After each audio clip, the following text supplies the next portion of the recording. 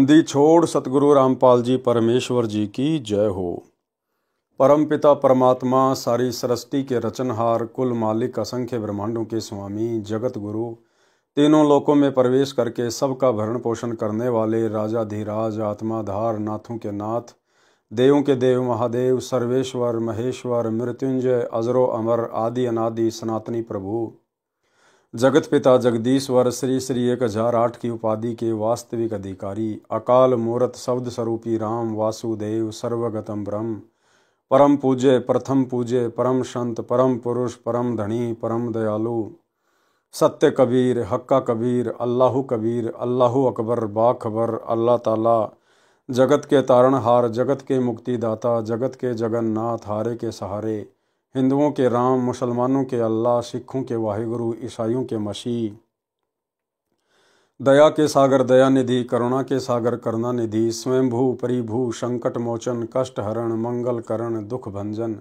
अविगत कबीर, निर्विकार निर्विषम परमात्मा, अलय अलेख सतगुरु, आदि अनादि सतगुरु, असली मर्यादा पुरुषोत्तम, असली राम, असली कृष्ण, असली घनश्याम, असली मुरारी, राजाओं के राजा, महाराजाओं के महाराजा, शहंशाहों के शहंशाह, सम्राटों के सम्राट, भगवानों के भगवान, अल्लाहों के अल्लाह, प्रभुओं के प्रभु, मसीहाओं के मसीह, सच्चे वाहे गुरु, बाबाओं के बाबा, पीरों के पीर, सेठों के सेठ, जगत सेठ, सावड़सा सेठ, सर्वगुण संपन्न, अनंत कोटि कलाओं के स्वामी, अनंत कोटि ब्रह्मांडों के नायक, योगियों में महायोगी, ध्यानियों में महाध्यानी, सिद्धों में परम सिद्ध, ज्ञानियों में तत्व ज्ञानी, ब्रह्म ज्ञानी, महाज्ञानी, परम ज्ञानी, सर्वश्रेष्ठ ज्ञानी, विज्ञानी, युवा कबीर, समर्थ कबीर, असमवात, अमित ओजा, सच्चे रहनुमा, करीम अल्लाह, सुभान अल्लाह, दुनिया के अंतिम पैगंबर, 8 सितंबर 1951 से गांव धनाना, जिला सोनीपत, हरियाणा, भारतवर्ष की पावन भूमि पे प्रकट रियल कल की भगवान श्री नारायण साकार हरि, श्री बाबा साहिब,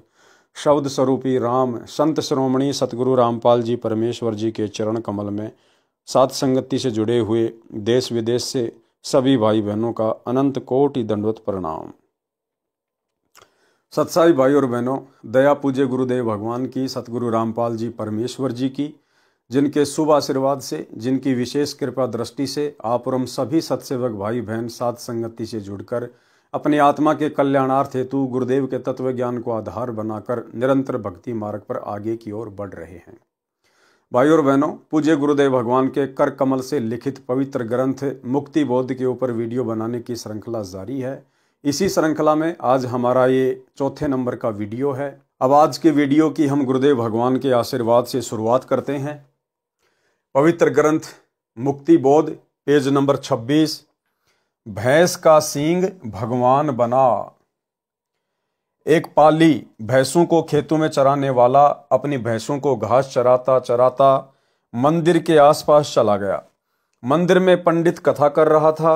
भगवान के मिलने के पश्चात होने वाले सुख बता रहा था कि जिसको भगवान मिल गया तो सब कार्य सुगम हो जाते हैं। परमात्मा भगत के सब कार्य कर देता है। भगवान भगत को दुखी नहीं होने देता, इसलिए भगवान की खोज करनी चाहिए। पाली भैंसों ने तंग कर रखा था। एक किसी और जाकर दूसरे की फसल में घुसकर नुकसान कर देती, दूसरी भैंस किसी और, खेत के मालिक आकर पाली को पीटते थे, कहते थे कि हमारी फसल को हानि करा दी, अपनी भैंसों को संभाल कर रखा कर। पाली ने जब पंडित से सुना कि भगवान मिलने के पश्चात सब कार्य आप करता है और भगत मौज करता है, तो पंडित जी के निकट जाकर चरण पकड़कर कहा कि मुझे भगवान दे दो, मैं भैंसों ने बहुत दुखी कर रखा हूं। पंडित जी ने पीछा छुड़ाने के मकसद से कहा कि कल आना। पाली गया तो पंडित ने पहले ही भैंस का टूटा हुआ सींग जो कूड़े में पड़ा था उठाकर उसके ऊपर लाल कपड़ा लपेटकर लाल धागे यानी मौली से बांधकर कहा कि ले, ये भगवान है, इसकी पूजा करना, इसको पहले भोजन खिलाकर बाद में स्वयं खाना। कुछ दिनों में तेरी भक्ति से प्रसन्न होकर यह भगवान मनुष्य की तरह बन जाएगा, तब तेरे सब कार्य करेगा। ये तेरी सच्ची श्रद्धा पर निर्भर है कि तू कितनी आस्था से, सच्ची लगन से क्रिया करता है। यदि तेरी भक्ति में कमी रही तो भगवान मनुष्य के समान नहीं बनेगा। भाई और बहनों, हम इस कथा में आगे बढ़ेंगे उससे पहले हम एक छोटी सी शिक्षा लेनी है। इसी मुक्ति बोध के प्रथम वीडियो में दास ने जिक्र किया था सारनाम के विषय में, क्योंकि हिसार जेल से पूज्य गुरुदेव जी की 71 नंबर विशेष संदेश नामक ऑडियो आई थी, जिसमें गुरुदेव भगवान ने सार शब्द का हल्का सा जिक्र किया है। और गुरुदेव ने कहा कि ये सूरत अल सूरा जो कुरान मजीद है, इसके अंदर जो ये आयत लिखी हुई है, ऐन काफ शीन, ये 3 मंत्र क्या हैं कि आपको जो सारनाम मिला हुआ है, ये ऐन काफ शीप, इसके जो पहले पहले अक्षर हैं, ये सारनाम के तीनों मंत्रों के पहले पहले अक्षर हैं। लेकिन जब दास ने आपको सारनाम से मैच करा के दिखाया तो वो मैच नहीं कर रहे हैं।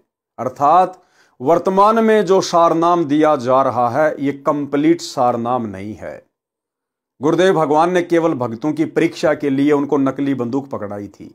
असली सारनाम तो परमात्मा ने आगे चलकर जो आत्माएं सारनाम के योग्य हो जाएंगी, जो गुरु के अलावा किसी और में कबीर भगवान नहीं देखेंगी, जो हर प्रकार के विषय विकारों से दूर हो जाएंगी, कामी क्रोधी लालची इनसे भक्ति न होए, भक्ति करे कोई सूरमा जात वर्ण कुल खोए, ऐसी आत्मा ओरिजिनल सारनाम के योग्य बनेंगी।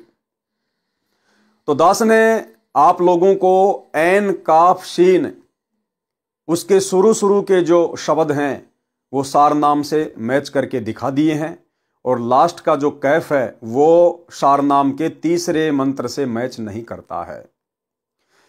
भाई और बहनों, ये तो धोखा खाया है उन आत्माओं ने जिन आत्माओं ने अपने गुरुदेव पर विश्वास नहीं किया। और 2014 बरवाला कांड के बाद गुरुदेव भगवान तो बैठे हिसार जेल में, और लोगों ने अपनी नादानी और मूर्खता के चलते इन फर्जी सतलोक आश्रमों में जाकर सारनाम ले लिया। ये आत्माएं तो धोखा खा चुकी हैं, ये आत्माएं अपने गुरुदेव भगवान पर अविश्वास प्रकट कर चुकी हैं।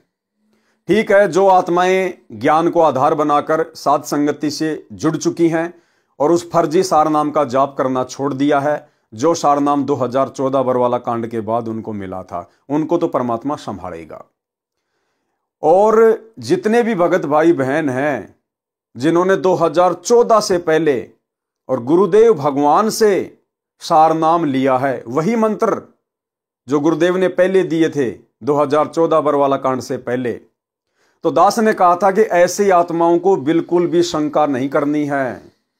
वो ऐन काफ शीफ, ये जो मंत्र हैं, ये जो शब्द हैं, इनके प्रथम शब्द भले सारनाम से मैच खाते हैं या नहीं खाते हैं, ये 2014 से पहले जिन जिन भाई बहनों को सतगुरु रामपाल जी परमेश्वर जी से वही मंत्र सारनाम के रूप में मिल चुके हैं, उनको कोई किसी प्रकार की शंका नहीं करनी है। ये उनकी भी परीक्षा होगी। यदि आप जी गुरुदेव के बताए अनुसार उन मंत्रों का जाप करते रहेंगे सारनाम समझकर, जो विधि आपको गुरुदेव भगवान ने बताई है, यदि आप श्रद्धा और लगन के साथ जाप करेंगे तो आपके लिए वो ओरिजिनल सारनाम ही है। बाकी आगे चलकर परमात्मा आपको क्या देंगे क्या नहीं देंगे वो बाद की बात है, लेकिन आपने पूरी श्रद्धा और लगन के साथ उसे सारनाम ही समझकर जाप करना है। जिन जिन भाई बहनों को 2014 बरवाला कांड से पहले गुरुदेव के द्वारा जो सारनाम मिला है, क्योंकि भाई और बहनों, विश्वास श्रद्धा की ही ये परीक्षा है। और अब आगे आप जी इस कथा में यही पढ़ेंगे कि किस प्रकार से उस भैंस के चरवाहे ने, उस पाड़ी ने अपने गुरुजी पर, उस पंडित पर विश्वास कर लिया, जिस पंडित ने एक टूटा हुआ सींग जो किसी जानवर का था, भैंस का, उसके ऊपर लाल कपड़ा बांध के और एक मोड़ी बांधकर उस पाड़ी को दे दिया कि ये भगवान है और मैं जैसा कहूं तू वैसी ही क्रिया करना, कुछ ही दिनों में ये भगवान युवा मनुष्य बन जाएगा। उस पाली ने विश्वास और श्रद्धा के साथ वैसा ही किया और आगे चलकर मजबूरन भगवान को प्रकट होना पड़ा। पाली उस भैंस के सींग को ले गया, उसके सामने भोजन रखकर कहा कि खाओ भगवान। भैंस का सींग कैसे भोजन खाता? पाली ने भी भोजन नहीं खाया।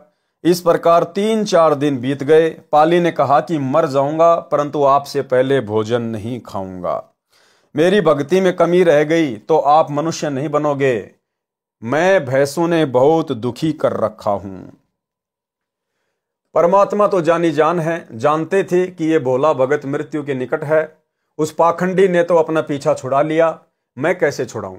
चौथे दिन पाली के सामने उसी भैंस के सींग का जवान मनुष्य बन गया। पाली ने बाहों में भर लिया और कहने लगा कि भोजन खा, फिर मैं खाऊंगा।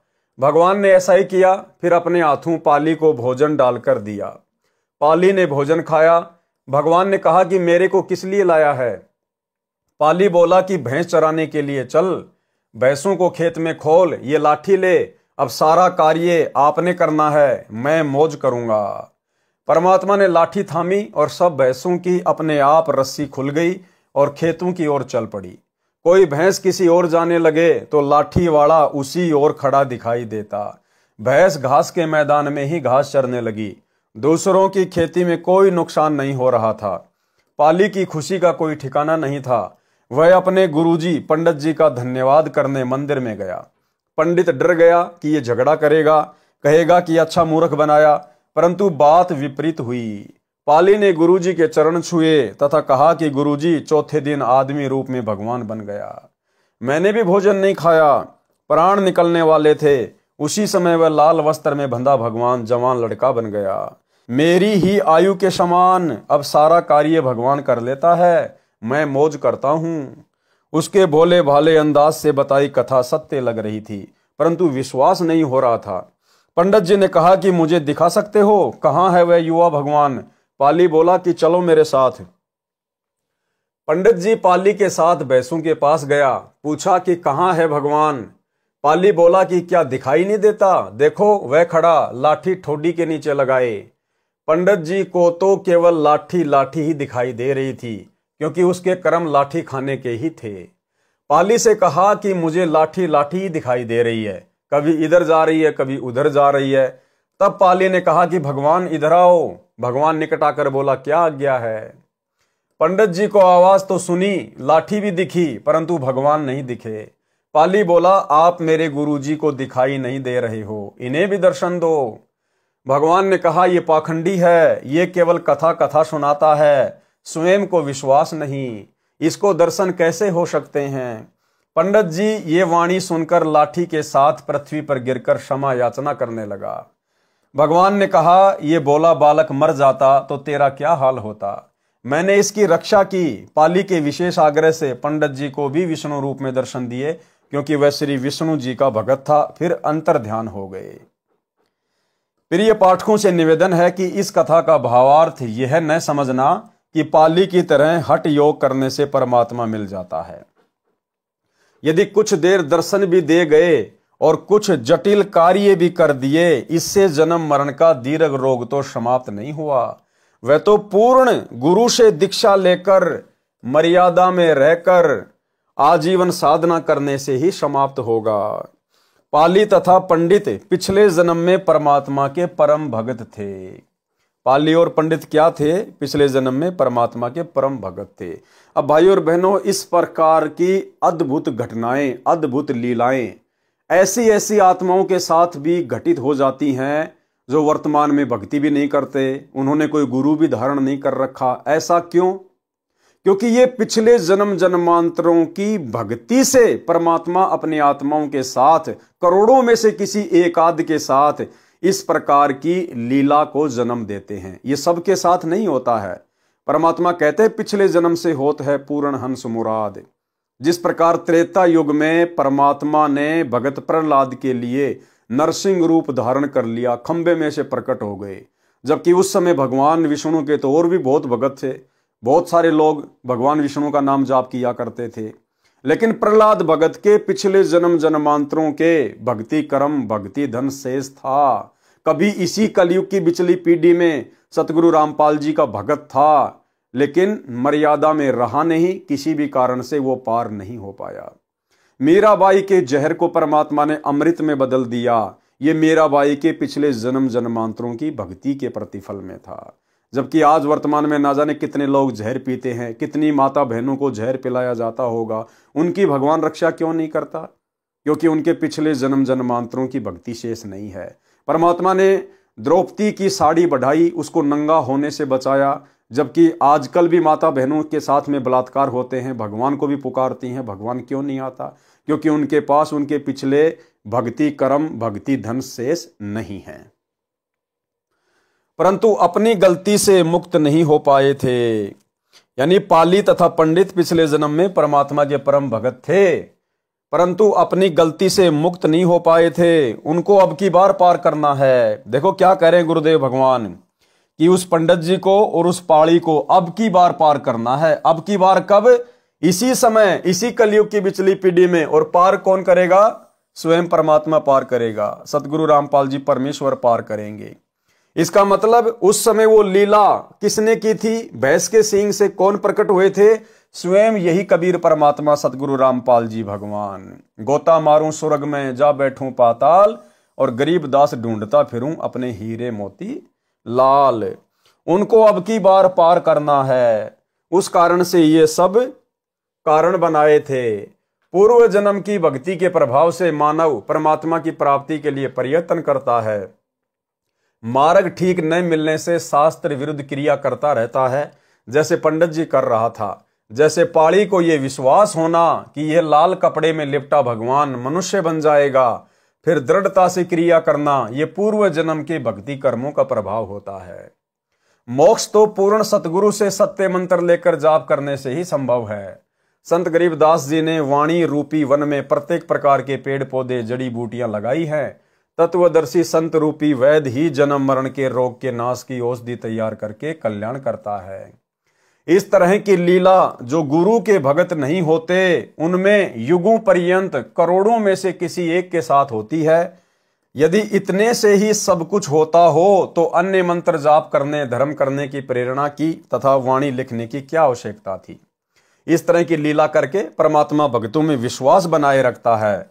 भक्ति से मोक्ष होता है। गुरु के भक्तों के लिए तो परमात्मा अनेकों अनहोनी लीलाएं भी करता रहता है, मोक्ष भी देता है।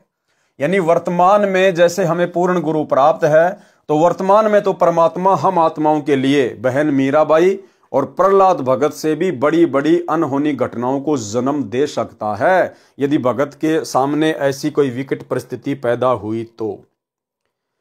प्रभुओं में समर्थ प्रभु ही कल्याणकारक है, और प्रभुओं में समर्थ प्रभु है सतगुरु रामपाल जी परमेश्वर, ये कबीर परमात्मा। प्रभुओं में समर्थ प्रभु ही कल्याणकारक है। साईं माने मालिक प्रभु। संतों में तत्वदर्शी संत ही उद्धार करने वाले हैं, और संत शिरोमणि सतगुरु रामपाल जी परमेश्वर। यानी एक सच्चे संत की भूमिका भी कबीर परमात्मा स्वयं ही निभाते हैं। और नामों में सत्य नाम तथा सार नाम ही मोक्ष के हैं, तथा परमात्मा की शक्ति का कोई अंत नहीं। वेद में कबीर अमित ओजा यानी कबीर देव, अमित यानी ऐशमित, ओजा यानी शक्ति वाले हैं।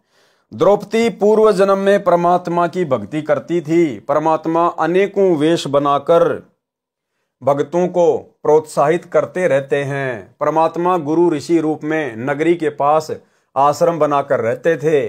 कंवारी द्रौपदी को भी अन्य सहेलियों के साथ प्रथम मंत्र 5 नाम वाला प्राप्त था। विवाह के पश्चात पांडवों के साथ श्री कृष्ण जी को गुरु धारण कर लिया था।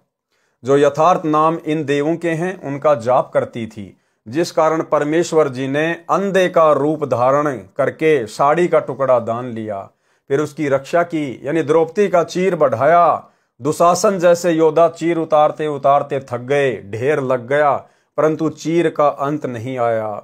इस प्रकार दान करने की प्रेरणा किसी जन्म में निज नाम की भक्ति करने का फल है।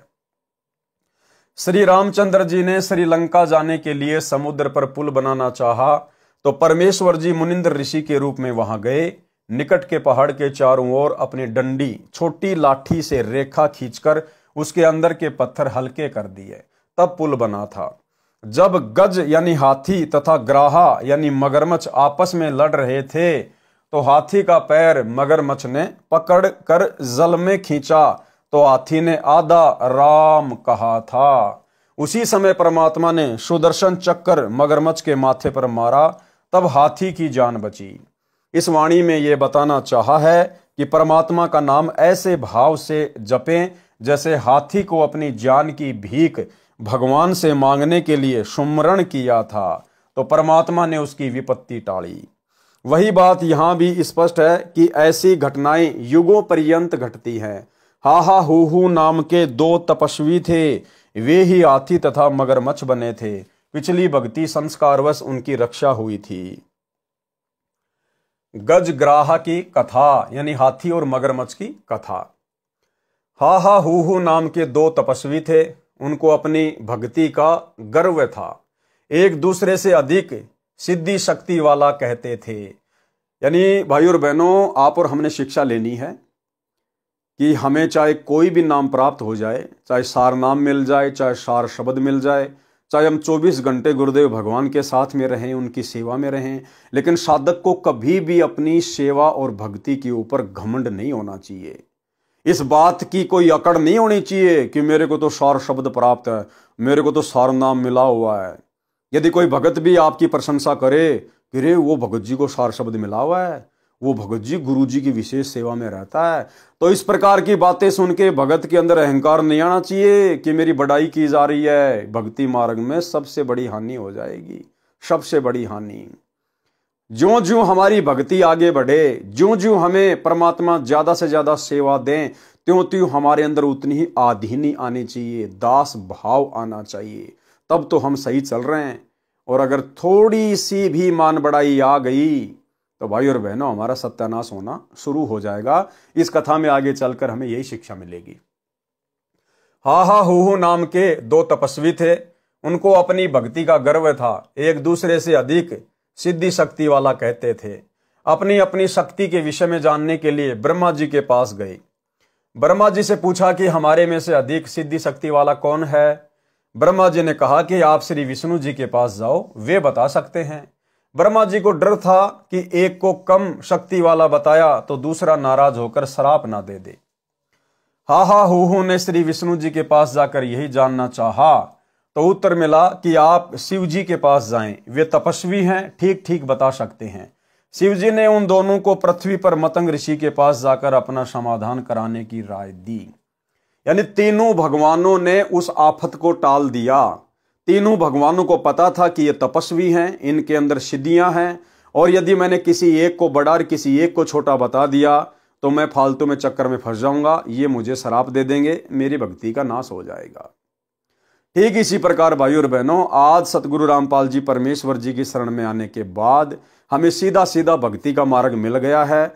अब हम भगत भाई बहनों ने किसी भी सांसारिक प्रपंच में लोगों के बीच में ठेकेदार नहीं बनना चाहिए। जो जैसा करेगा समय आने पे अपना भुगतेगा, उसका परिणाम उसके सामने। हमने बीच में सरपंच नहीं बनना चाहिए, हमने केवल अपनी भक्ति पर ध्यान देना चाहिए। मतंग ऋषि वर्षों से तपस्या कर रहे थे, अवधूत बनकर रहते थे। अवधूत उसे कहते हैं जिसने शरीर के ऊपर एक वस्त्र लंगोट के अतिरिक्त कुछ न पहन रखा हो। मतंग ऋषि शरीर से बहुत मोटे यानी डील डोल थे। जब हाहा हूहू मतंग ऋषि के आश्रम के निकट गए तो उनके मोटे शरीर को देखकर हाहा ने विचार किया कि ऋषि तो हाथी जैसा है। हूहू ने विचार किया कि ऋषि तो मगरमच्छ के जैसा है। दूसरी शिक्षा देखो, ये जो शरीर है ये परमात्मा की रचना है, और परमात्मा की रचना में वो चाहे काला है, चाहे गोरा है, चाहे लूला है, चाहे लंगड़ा है, वो कैसा भी है, दुबला पतला मोटा, इस परमात्मा की रचना में हमने जरा भी मीन मेक या मजाक नहीं करना चाहिए। भगवान ने जिसको जैसा शरीर दिया है, घर परिवार दिया है, बाल बच्चे दिए हैं, संपत्ति दी है, ये उसके पिछले जन्मों की भक्ति और उसके संस्कार के आधार से दी है। इसलिए किसी के ऊपर भी हंसी मजाक झाड़ना परमात्मा के प्रति हंसी मजाक झाड़ने में आता है, जिसकी सजा आगे चल के इन दोनों ने पाई। हूहू ने विचार किया कि ऋषि तो मगरमच्छ जैसा है। मतंग ऋषि के निकट जाकर प्रणाम करके अपना उद्देश्य बताया कि कृपया आप बताएं कि हम दोनों में से किसकी आध्यात्मिक शक्ति अधिक है। ऋषि ने कहा कि आपके मन में जो विचार आया है आप उसी की योनि धारण करो और अपना फैसला स्वयं कर लें। उसी समय उन दोनों का शरीर छूट गया, यानी मृत्यु हो गई। हाहा को हाथी का जन्म मिला तथा हूहू को मगरमच्छ का जन्म मिला। जब दोनों जवान हो गए तो एक दिन हाथी दरिया पर पानी पीने गया तो उसका पैर मगरमच्छ ने पकड़ लिया। सारा दिन खींचातान बनी रही। कभी हाथी मगरमच्छ को पानी से कुछ बाहर ले आए, कभी मगरमच्छ हाथी को पानी में खींच ले जाए। शाम को मगरमच्छ पैर छोड़ देता, अगले दिन हाथी उसी स्थान पर जाकर अपना पैर मगरमच्छ को पकड़ाकर शक्ति परीक्षण करता था। यानी वो पिछले जन्म की भावना ज्यों की त्यों उनके अंदर बनी रही। पुराणों में लिखा है कि यह गजग्राहा का युद्ध 10,000 वर्ष तक चलता रहा। आसपास के जंगल में हाथी का आहार समाप्त हो गया। साथी हाथी दूर से आहार लाकर खिलाते थे। कुछ दिन बाद वे हाथी भी साथ छोड़ गए। हाथी बलहीन हो गया। एक दिन मगरमच्छ ने हाथी को जल में गहरा खींच लिया। हाथी की सूंड का केवल नाक पानी से बाहर बचा था। हाथी को अपनी मौत दिखाई दी तो मृत्यु के भय से परमात्मा को पुकारा। केवल इतना समय बचा था कि हाथी की आत्मा ने रा यानी आधा राम ही कहा। केवल रा ही बोल पाई। यानी भाई और बहनों, वो जो हाथी था वो मादा हाथी थी। मादा, क्योंकि देखो परमात्मा तो सर्वज्ञ है, जानी जान है। यहां देखो गुरुदेव ने संकेत किया है केवल रै ही बोल पाई। पाई बोल पाई, एक होता है बोल पाया, एक बोल पाई। तो वो जो हाथी था वो मादा हाथी था। उसी क्षण परमात्मा ने सुदर्शन चक्र मगरमच्छ के सिर में मारा। मगरमच्छ का मुख खुल गया। हाथी बाहर पटरी पर खड़ा हो गया। परमात्मा प्रकट हुए। हाथी से कहा कि तुम स्वर्ग चलो। तुमने मुझे सच्चे मन से याद किया है, मेरा नाम बड़ी तड़प से लिया है। मगरमच्छ ने कहा कि हे प्रभु, जिस तड़प से इसने आपका नाम जपा है मैंने उसको उसी तड़प से सुना है, परंतु हार जीत का मामला था इसलिए मैं छोड़ नहीं पा रहा था। आप तो अंतर्यामी हैं, मन की बात भी जानते हो, मेरा भी कल्याण करो। प्रभु ने दोनों को स्वर्ग भेजा। फिर से जन्म हुआ, फिर अपनी साधना शुरू की। अब इस कथा से हमें क्या निष्कर्ष मिलता है? जानने योग्य यानी निष्कर्ष। नंबर 1, यदि परमात्मा का उस कशक यानी तड़प के साथ नाम जपा जाए तो विशेष तथा शीघ्र लाभ होता है। जैसे हाथी ने मौत के भय से नाम उच्चारा था, केवल रै ही बोल पाया था, फिर डूब जाना था। इसको संतों ने ररंकार धुन यानी लगन कहा है। कई संतजन दीक्षा मंत्र में ररंकार नाम जाप करने को देते हैं, वह उचित नहीं है। नंबर 2, जैसे कहीं संत सत्संग करता है तो उसे विशेष तड़प के साथ परमात्मा की महिमा सुनानी चाहिए। उसका श्रोताओं पर गहरा प्रभाव पड़ता है। श्रोताओं को भी उसी तड़प यानी ररंकार वाली लगन से सत्संग सुनना चाहिए। उससे वक्ता तथा श्रोता दोनों को ज्ञान यज्ञ का समान लाभ मिलता है।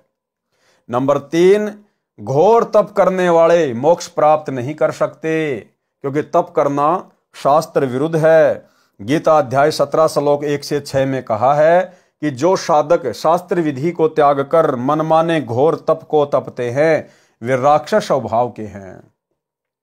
उपरोक्त कथा से भी तपस्वियों का चरित्र स्पष्ट है कि हाहा हूहू के मन में क्या बकवास आई। अपनी अध्यात्म शक्ति की जांच कराने चले मतंग ऋषि के डील डोल अत्यंत मोटे शरीर को देखकर दोष निकालने लगे। भगवान की रचना का मजाक करना परमात्मा का मजाक है। मतंग तपस्वी ने भी विवेक से काम ना लेकर स्वभाव ही बरता। दोनों को श्राप दे दिया, जिस कारण से वे पशु तथा जलचर योनि को प्राप्त हुई। 10,000 वर्ष तक संघर्ष करते रहे, कितने कष्ट उठाए। यदि मतंग ऋषि उनको समझाते कि साधको शक्ति तो परमात्मा में है, शेष हम तो उनके मजदूर हैं। जितनी मजदूरी साधना करते हैं उतनी दिहाड़ी यानी भक्ति शक्ति सिद्धि परमात्मा दे देते हैं। साधकों को अपनी शक्ति का अभिमान नहीं करना चाहिए, अपनी साधना आजीवन करनी चाहिए। इस प्रकार समझाने से वे भगत अवश्य अपना मूर्ख उद्देश्य त्याग कर कष्ट से बच जाते, परंतु ये बुद्धि न गुरु में न चेलों में, फिर तो यही ड्रामा चलेगा। नंबर 4, तपस्या से क्या क्या लाभ होता है, आओ जाने। गरीब तप से राज मदमानम जन्म तीसरे शुकर शवानम। भावार्थ, तप से राज्य की प्राप्ति होती है यानी राजा बनता है। फिर राजा में अहंकार अधिक होता है, अहंकार के कारण अनेकों पाप कर डालता है। फिर अगले जन्म में शुकर यानी सुअर तथा श्वान यानी कुत्ता बनता है। पहला मनुष्य जीवन शास्त्र विरुद्ध साधना तप करके नष्ट किया, दूसरा जीवन राज करके खो दिया। शास्त्रों में प्रमाण है, तपेश्वरी सो राजेश्वरी, राजेश्वरी सो नरकेश्वरी। यानी जो जितना ज्यादा तप करेगा वो उतना ही ज्यादा राज्य प्राप्त करेगा। तपेश्वरी सो राजेश्वरी। और जो जितना राज्य करेगा तो पाप भी उतने ज्यादा करेगा, फिर उसको नरक में भी उतने ही दिन रहना पड़ता है, उतने ही लंबा समय काटना पड़ता है, वो नरकेश्वरी होता है। भावार्थ, जितना अधिक समय तक तप करेगा वह तपेश्वर यानी तपस्वियों में श्रेष्ठ माना जाता है, उतना ही अधिक समय तक राज्य करेगा। राजेश्वरी का अर्थ है राजाओं में श्रेष्ठ, यानी लंबे समय तक तथा विशाल साम्राज्य पर राज्य करेगा। जो जितने अधिक समय तक तथा विशाल क्षेत्र पर राज्य करेगा वह उतने अधिक पाप का भागी होगा। जिससे नरक का समय भी अधिक होगा उसको नरकेश्वरी कहा है कि वह नरक को अन्य से अधिक समय तक भोगेगा। फिर कभी मानव जन्म मिलेगा, कोई परम संत तत्वदर्शी संत मिले या ना मिले, क्योंकि मुक्ति तो भाई और बहनों पूर्ण परमात्मा की शरण में आने से ही संभव है। पूर्ण परमात्मा ही सतगुरु रूप में आते हैं, तत्वदर्शी संत के रूप में आते हैं। फिर कभी मानव जन्म मिलेगा, कोई परम संत तत्वदर्शी संत मिले या ना मिले। यदि तत्वदर्शी संत नहीं मिला तो फिर वही प्रक्रिया, तप करो, राज करके नरक में गिरो। गरीब ये हरहट का कुआ लोई, या गढ़ बंध्या है सब कोई। कीड़ी कुंजर और अवतारा, अरहट डोर बंधे कई बारा।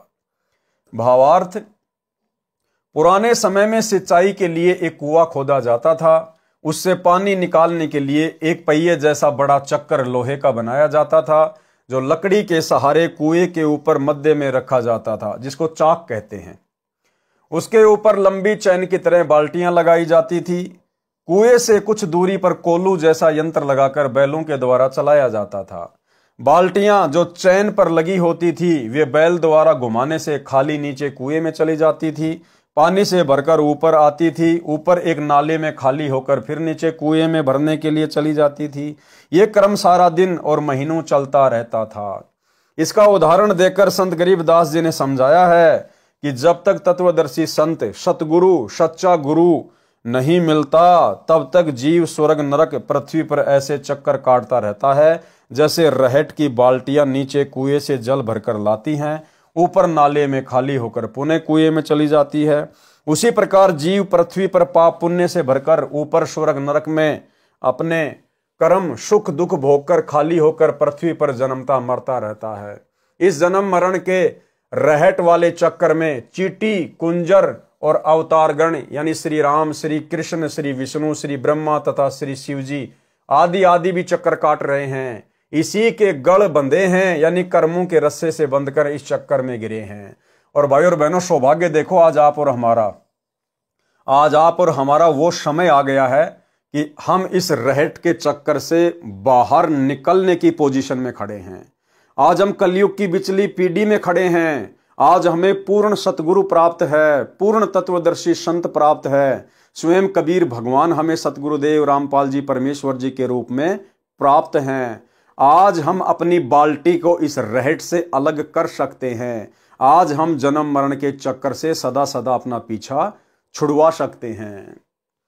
जो सिद्ध करना था वह यह है कि पाड़ी यानी चरवाहा तो मनुष्य था, उसको परमात्मा मिलना और सुख देना पूर्व जन्म के संस्कार से ही था, तथा सच्ची लगन का परिणाम भी, परंतु मोक्ष नहीं, क्योंकि उस पंडित के पास में कोई सच्ची भक्ति नहीं थी, वो कोई सच्चा गुरु नहीं था। वो तो केवल उस पाली के पिछले भक्ति संस्कार से परमात्मा ने उसके लगन और विश्वास को देखकर प्रकट होना पड़ा। और इस प्रकार की घटनाओं के माध्यम से परमात्मा काफी लंबे समय तक भगत समाज में विश्वास को बनाए रखते हैं, लोगों को भक्ति पर लगाए रखते हैं, परंतु मोक्ष नहीं। इस गजग्राह कथा में दोनों ही पशु थे, फिर भी भगवान ने अनहोनी कर दी। भाई चलो, जो पाड़ी था वो तो इंसान था, इसलिए भगवान प्रकट हो गया, लेकिन ये मगरमच्छ और हाथी ये तो जानवर थे, उनके लिए भी परमात्मा ने विष्णु का रूप बना के प्रकट होना पड़ा। फिर भी भगवान ने अनहोनी कर दी, परंतु पूर्व जन्म का संस्कार ही प्राप्त हुआ।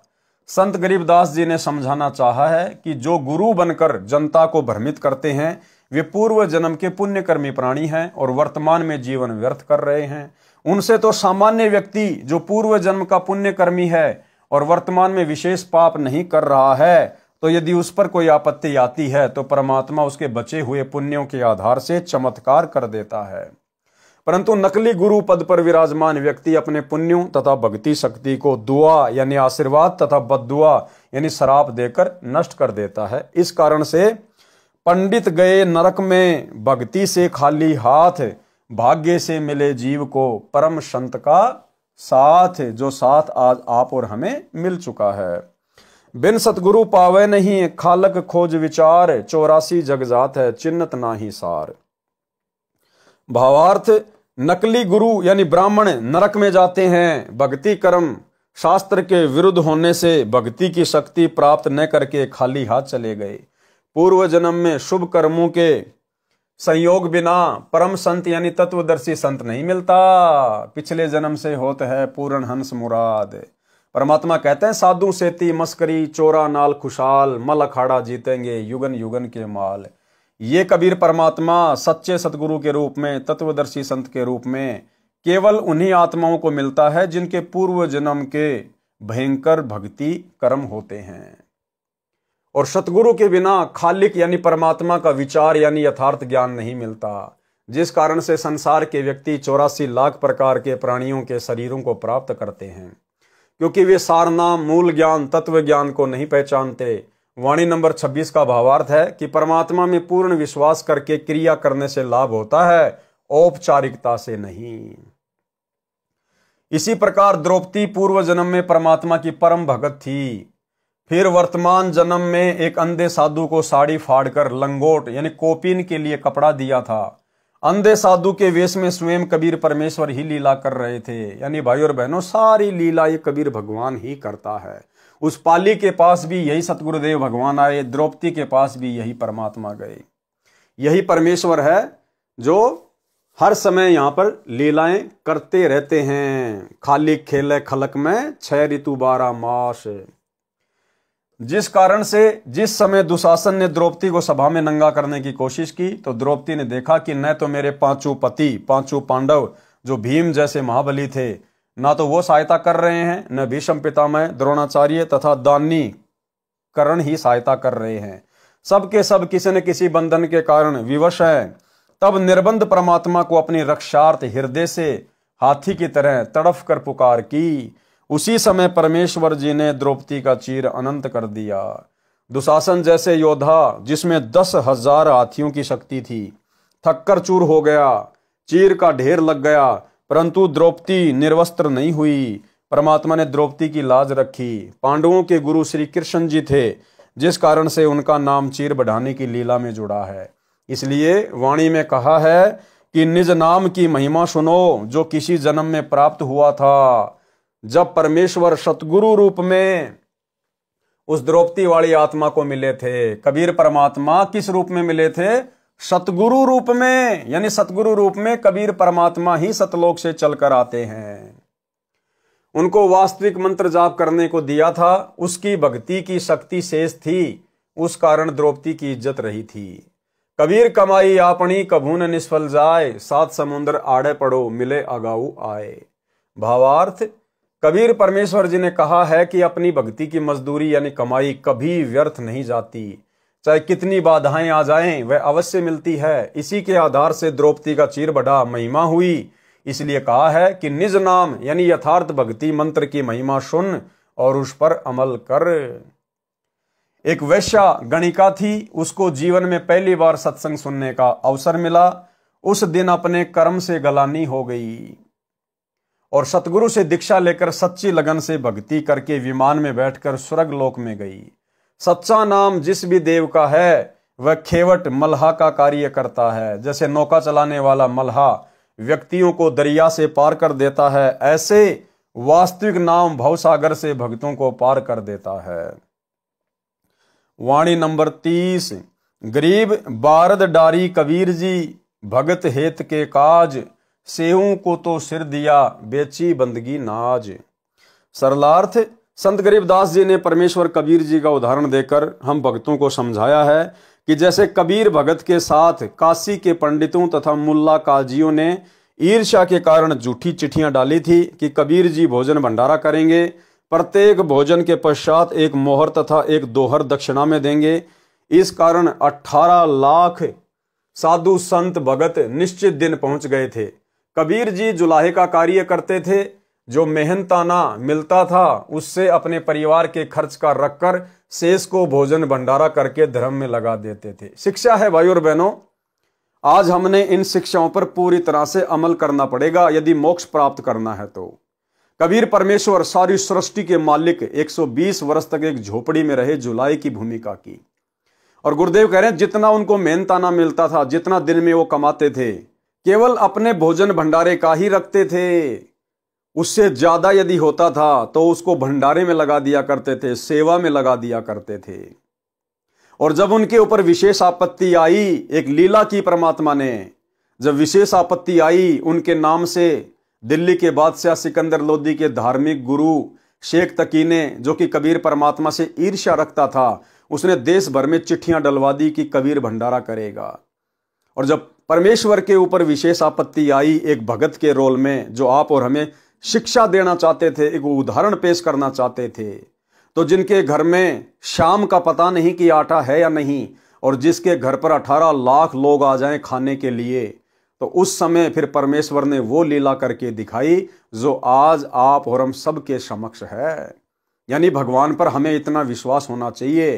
तो हम भगत भाई बहनों को परमात्मा गुरुदेव भगवान एक शिक्षा दे रहे हैं कि आप चाहे कितने बड़े अधिकारी हैं, आप कितने बड़े बिजनेसमैन हैं, पहली बात तो इस भक्ति मार्ग को समझने के बाद अगर अपनी आत्मा का कल्याण करवाना है तो आपने सीधे सीधे तरीके से, नॉर्मल तरीके से रहना है।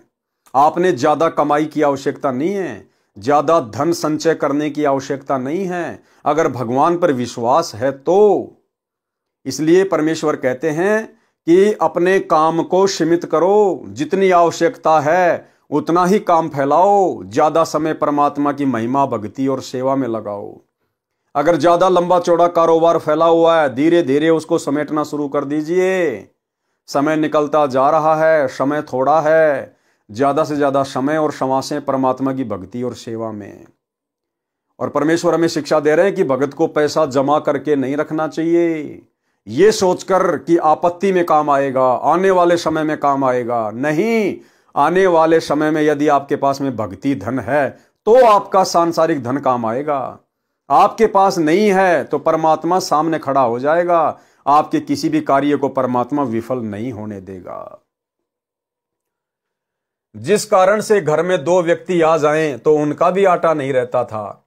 उस दिन 18 लाख मेहमान उपस्थित थे, तो परमेश्वर कबीर जी अन्य रूप के 100 वनजारे का धारण करके 9 लाख बैलों की पीठ पर बोडी यानी गधों के बोरे जैसा थैला धरकर उनमें पका पकाया भोजन भरकर सतलोक से लेकर आए। और 3 दिन का भोजन भंडारा चिट्ठी में लिखा था, तो 3 दिन ही 18 लाख व्यक्तियों को भोजन कराया, तथा प्रत्येक खाने के पश्चात एक सोने की मोहर तथा एक दोहर दी गई, जो हरिद्वार से गरीबदास वाले पंथियों ने सदग्रंथ छपाया है।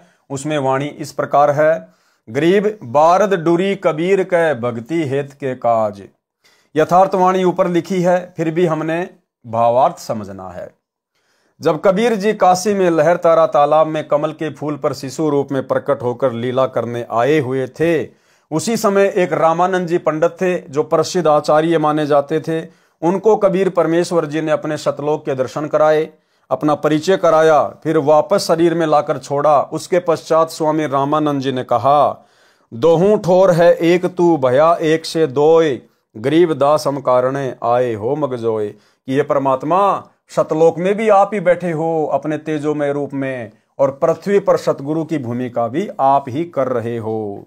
दहूं ठोर है एक तू यानी दोनों जगह आप ही हो, और भया एक से दोय, गरीब दास हम कारणे आए हो मगजोए। आप तो हम जीवों के लिए सतलोक से चल कर आए हो गति करके। बोलत रामानंद जी सुनो कबीर करतार, गरीब दास सब रूप में तुम ही बोलनहार। तुम साहिब तुम संत हो, तुम सतगुरु तुम हंस, गरीब दास तव रूप बिना और न दूजा अंश। कि ये परमात्मा एक सच्चे भगत की भूमिका भी आप ही निभाते हो, एक सच्चे संत की भूमिका और सच्चे सतगुरु की भूमिका भी आप ही निभाते हो, और परमेश्वर तो आप हो ही। भावार्थ, स्वामी रामानंद जी ने कहा है कि हे कबीर जी, आप ऊपर सतलोक में भी हैं, आप यहाँ हमारे पास भी विद्यमान हैं, आप दोनों स्थानों पर लीला कर रहे हैं। वास्तव में आप ही साहब यानी परमात्मा हैं, वास्तव में आप ही पूर्ण संत के गुणों से युक्त हैं, और वास्तव में सतगुरु भी आप ही हैं, तथा एक वास्तविक हंस यानी जैसा भगत होना चाहिए वे लक्षण भी आप में ही हैं। कबीर जी एक उदाहरण पेश कर रहे थे कि जैसे मैं मेहनत करके धन कमाता हूं, भक्ति भी करता हूं तथा निर्धन होकर भी भोजन भंडारा लंगर करवाता रहता हूं, यदि अन्य भगत भी मेरी तरह पूर्ण विश्वास के साथ ऐसा करेगा तो परमात्मा उस भगत की ऐसे सहायता करता है जैसे मेरी की। 18 लाख साधु भक्तों को 3 दिन भोजन भंडारा करा दिया। वास्तव में सब लीला स्वयं कबीर जी ने ही की थी, भक्तों का मनोबल बढ़ाने के लिए। वास्तविक कथा इस प्रकार है। काशी में भोजन भंडारा कराना। शेख तकी सब मुसलमानों का मुख्य पीर यानी गुरु था, जो परमात्मा कबीर जी से पहले से ही ईर्ष्या करता था। सर्व ब्राह्मणों तथा मुल्ला काजियों व शेख तकी ने मजलिस यानी मीटिंग करके षड्यंत्र के तहत योजना बनाई कि कबीर निर्धन व्यक्ति है, इसके नाम से चिट्ठी भेज दो कि कबीर जी काशी में बहुत बड़े सेठ हैं। उनका पूरा पता है कबीर पुत्र नूर अली अंसारी, जुलाहू वाली कॉलोनी, काशी शहर। कबीर जी 3 दिन का धर्म भोजन भंडारा करेंगे। सभी साधु संत आमंत्रित हैं। प्रतिदिन प्रत्येक भोजन करने वाले को एक दोहर, जो उस समय का सबसे कीमती कंबल के स्थान पर माना जाता था, एक मोहर 10 ग्राम सोने से बनी गोलाकार की मोहर दक्षिणा में देंगे। प्रतिदिन जो जितनी बार भी भोजन करेगा, कबीर उसको उतनी बार ही दोहर तथा मोहर दान करेगा। भोजन में लड्डू, जलेबी, हलवा, खीर, दही बड़े, मालपूड़े, रसगुल्ले आदि आदि सब मिष्टान खाने को मिलेंगे। सूखा सीधा आटा, चावल, दाल आदि सूखे जो बिना पकाए हुए घी, बूरा भी दिया जाएगा। एक चिट्ठी शेख तकी ने अपने नाम तथा दिल्ली के बादशाह सिकंदर लोदी के नाम भी भिजवाया। निश्चित दिन से पहले वाली रात्रि को ही साधु संत भगत एकत्रित होने लगे। अगले दिन भंडारा यानी लंगर प्रारंभ होना था। परमेश्वर कबीर जी को संत रविदास जी ने बताया कि आपके नाम के पत्र लेकर लगभग 18 लाख साधु संत व भगत काशी शहर में आए हैं, भंडारा खाने के लिए आमंत्रित हैं। कबीर जी, अब तो अपने को काशी त्याग कर कहीं और जाना पड़ेगा। देखो भाइयों और बहनों, 650 साल पहले परमात्मा ने ये कंप्लीट मूल ज्ञान नहीं दिया था, और आप जी रविदास जी की, जो कि परमात्मा के 24 घंटे साथ में रहा करते थे, आप उनकी क्या हालत थी देखिएगा। रविदास जी भी कबीर परमात्मा को पहचान नहीं पाए थे कि ये परमेश्वर है, ये परमात्मा है। और रविदास जी ने उस समर्थ परमेश्वर के सामने जाकर क्या कहा कि कबीर जी, अब तो अपने को काशी त्याग कर कहीं और जाना पड़ेगा। अगर पहचान जाते तो डरने और घबराने की जरूरत नहीं थी। यही कहते कि परमेश्वर, आज तो आपकी महिमा करने का समय आ गया, अब तो आपकी वाह वाह होगी परमात्मा। क्योंकि जो परमात्मा तीनों लोकों में प्रवेश करके सबका भरण पोषण कर रहा है, असंख्य जीव जंतुओं का पेट भर रहा है, भला वो परमात्मा के 18 लाख को नहीं खिलाएगा? और उन 18 लाख लोगों को भी प्रतिदिन वही तो परमात्मा खिला रहा था, जहां जहां भी वो रहते थे। तो क्या परमात्मा उस दिन नहीं खिलाएगा? लेकिन रविदास जी को पूर्ण विश्वास नहीं था कि कबीर जी ही सारी सृष्टि के मालिक हैं। इसी कारण से वो पार नहीं हो पाए। कबीर जी, अब तो अपने को काशी त्याग कर कहीं और जाना पड़ेगा। कबीर जी तो जानी जान थे, फिर भी अभिनय कर रहे थे। बोले, रविदास जी, झोपड़ी के अंदर बैठ जा, सांकड़ लगा ले, अपने आप झक मारकर चले जाएंगे, हम बाहर निकलेंगे ही नहीं। परमेश्वर कबीर जी अन्य वेश में अपनी राजधानी सतलोक में पहुंचे। वहां से 9 लाख बैलों के ऊपर गधों जैसा बोरा थैला रखकर उनमें पका पकाया सर्व सामान भरकर तथा सूखा सामान, चावल, आटा, खांड, बूरा, दाल, घी आदि भरकर पृथ्वी पर उतरे।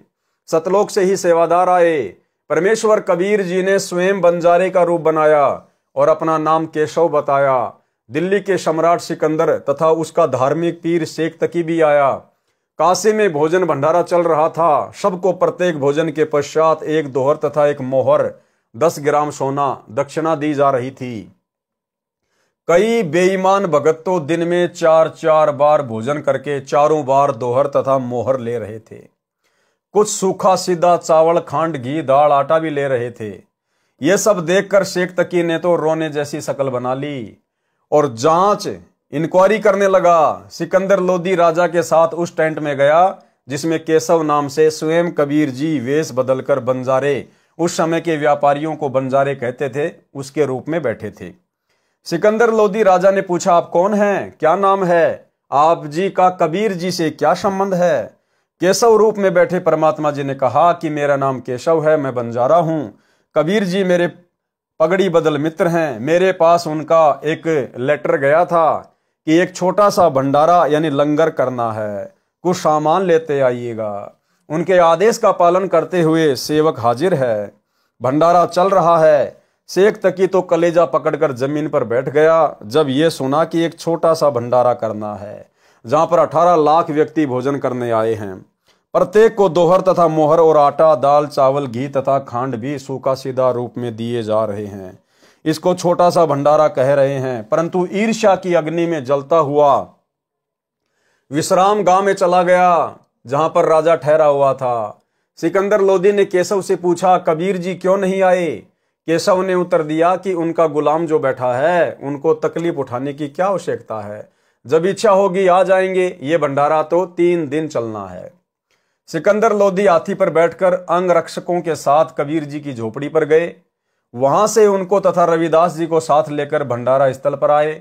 सबसे कबीर सेठ का परिचय कराया तथा केशव रूप में स्वयं डबल रोल करके उपस्थित संतों भक्तों को प्रश्नोत्तर करके सत्संग सुनाया जो 24 घंटे तक चला। कई लाख संतों ने अपनी गलत भक्ति त्याग कर कबीर जी से दीक्षा ली, अपना कल्याण कराया। भंडारे के समापन के बाद जब बचा हुआ सब सामान तथा टेंट बैलों पर लादकर चलने लगे, उस समय सिकंदर लोदी राजा तथा शेख तकी, केशव तथा कबीर जी एक स्थान पर खड़े थे।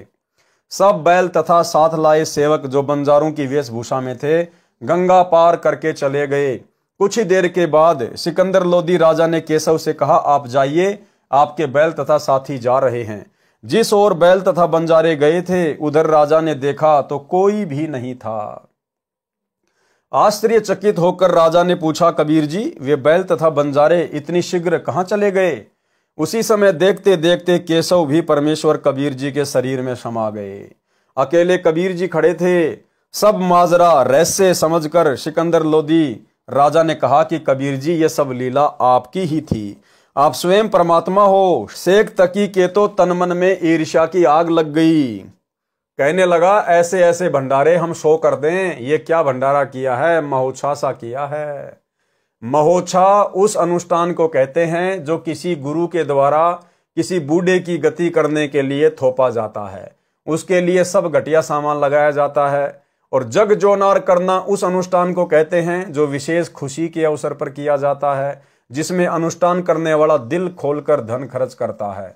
संत गरीबदास जी ने कहा है कि गरीब कोई कहे जग जो नार करी है, कोई कहे महोछा, बड़े बड़ाई किया करें गाड़ी काढ़े ओछा।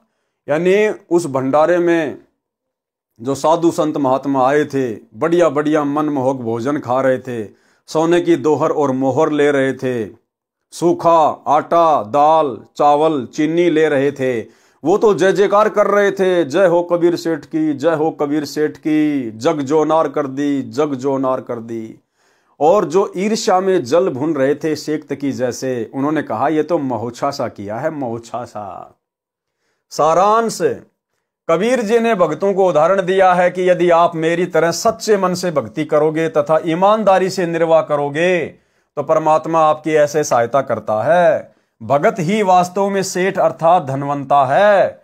भगत के पास दोनों धन है। संसार में जो चाहिए वह भी धन भगत के पास होता है तथा सत्य साधना रूपी धन भी भगत के पास होता है। और भाई और बहनों, आप और हमें तो सबसे बड़ा धन मिल गया। सेठों का सेठ मिल गया, खजांची मिल गया, कैशियर मिल गया, सांसारिक धन का भी और आध्यात्मिक धन का भी। एक अन्य करिश्मा जो उस भंडारे में हुआ, क्या चमत्कार हुआ। वह जिम्मनवार लंगर 3 दिन तक चला था। दिन में प्रत्येक व्यक्ति कम से कम 2 बार भोजन खाता था, कुछ तो 3-4 बार भी खाते थे, क्योंकि प्रत्येक भोजन के पश्चात दक्षिणा में एक मोहर 10 ग्राम सोना और एक दोहर कीमती सूती सोल दिया जा रहा था। इस लालच में बार बार भोजन खाते थे। 3 दिन तक 18 लाख व्यक्ति शौच तथा पेशाब करके काशी के चारों ओर ढेर लगा देते। सोचो भाई और बहनों, 18 लाख लोग 3 दिन तक और छिक छिक के खा रहे थे, छिक छिक के पी रहे थे। अब 18 लाख लोग कहाँ तो पेशाब करने जाते, कहाँ लेटरिन करते, और यदि वो लोग लेटरिन करते तो 3 दिन में वहां पर ढेर लगा देते गंदगी का। एक भी व्यक्ति ना तो 3 दिन में पेशाब करने गया और ना ही फ्रेश होने के लिए गया। 3 दिन तक 18 लाख व्यक्ति शौच तथा पेशाब करके काशी के चारों ओर ढेर लगा देते, काशी को सड़ा देते। काशी निवासियों तथा उन 18 लाख अतिथियों तथा 1 लाख सेवादार जो सतलोक से आए थे, उस गंध का ढेर लग जाता। श्वास लेना दूभर हो जाता, परंतु ऐसा महसूस भी नहीं हुआ। सब दिन में 2-3 बार भोजन खा रहे थे, परंतु शौच एक बार भी नहीं जा रहे थे। फरोश होने कोई नहीं जा रहा था, ना पेशाब कर रहे थे। इतना स्वादिष्ट भोजन था कि पेट भर भर कर खा रहे थे। पहले से दुगना भोजन खा रहे थे, हजम भी हो रहा था। किसी रोगी तथा वृद्ध को कोई परेशानी नहीं हो रही थी। उन सब को मध्य के दिन चिंता हुई कि न तो पेट भारी है, भूख भी ठीक लग रही है, कहीं रोगी ना हो जाएं। सतलोक से आए सेवकों को समस्या बताई तो उन्होंने कहा कि ये भोजन ऐसी जड़ी बूटियां डालकर बनाया है जिनसे ये शरीर में ही समा जाएगा। हम तो प्रतिदिन यही भोजन अपने लंगर में बनाते हैं, यही खाते हैं। हम कभी सोच नहीं जाते तथा न पेशाब करते। आप निश्चिंत रहो।